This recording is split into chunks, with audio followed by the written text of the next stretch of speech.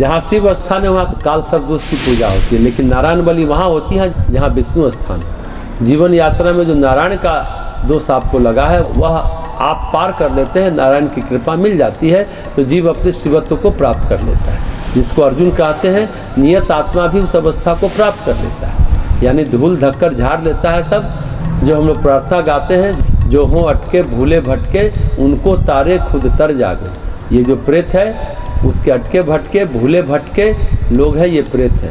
वैसे तो नारायण बलि सभी स्थानों पर लोग करते हैं, लेकिन जो तीर्थ स्थान में करते हैं वो ज़्यादा उचित है।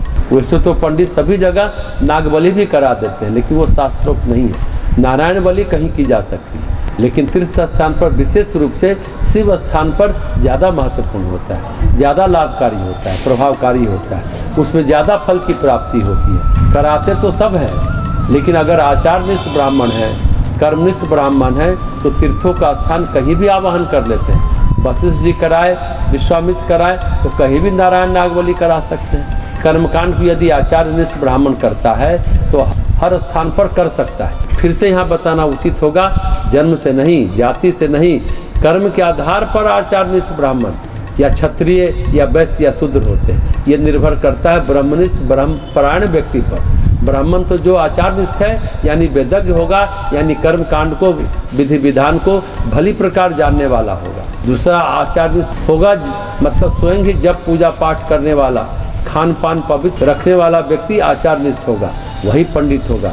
जो ऐसा नहीं करता है वो ब्राह्मण कुल में जन्म लेकर भी ब्राह्मण नहीं। तो मूल बात यह है कि ये कराने वाले की योग्यता पर और स्थान की योग्यता पर निर्भर करता है। नारायण नाग बलि या नारायण बलि की पूजा एक सामान्य पूजा नहीं है। अगर पंडित प्रेत मुक्ति नहीं करा पाता, पितरों को मुक्त नहीं करा पाता, पितरों को शांति नहीं दे पाता और दान स्वीकार लेता है तो प्रेत दोष और पितर दोष पंडित को भी लगेगा। वैद्य, पुरोहित, ज्योतिषी, कलाकार और उकब्य, इनको नरक अवश्य है, यानी इनको नरक होगा ही होगा।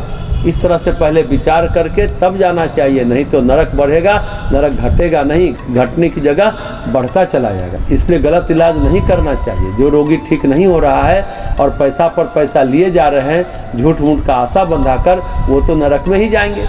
इसलिए समझ बूझ कर इलाज करना चाहिए कि यमदूत कम पीड़ा दे, तो जो उपयुक्त पात्र है उन्हीं को करना चाहिए, उपयुक्त नहीं है, अपात्र है, उनको नहीं करना चाहिए। नहीं तो और वे गड्ढे में गिरते चले जाएंगे और भी उनका पतन होता चला जाएगा। श्राद्ध तक सीमित है, श्राद्ध करिए।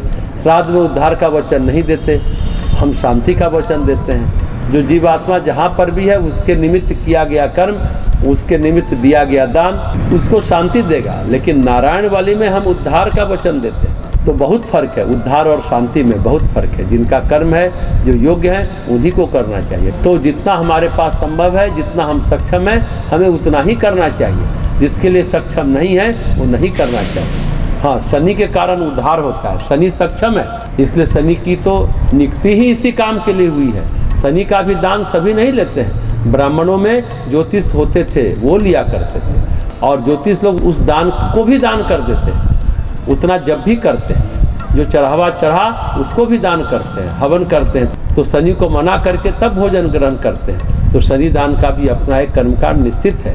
शनि पूजन का, शनि का दान लेने वालों का भी अपना एक कर्मकांड है, पूजन है, अपना विधि विधान है।